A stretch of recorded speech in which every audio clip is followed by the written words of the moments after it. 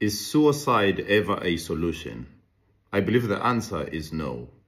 But because of the pressure one may feel in this life, they may think that it is a solution. Now, Kabbalah teaches that whatever you run away from in this lifetime, you will have to be reborn to come and face until you conquer. This is not biblical, but in a way, I understand why they get to that conclusion.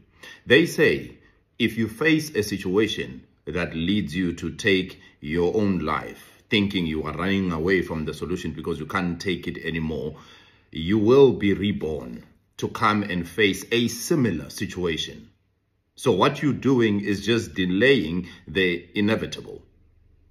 You will have to, at some point, conquer that thing that you keep taking your life for. Now, they say you will be reborn and at the same age at which you are now, when you decide to take your own life, you will face a similar situation that will be as traumatic or as difficult as the one you think you are running away from, that you will have to then conquer. Like I said, this is not a biblical teaching, but I agree with the teachings because I, in a way, understand that you face situations because the universe or God allows you or affords you an opportunity to overcome, because the Bible says no temptation has befallen you except what is common to mankind. And the Bible assures that through every trial and tribulation, God has provided a way out for you. And that way out should never be suicide.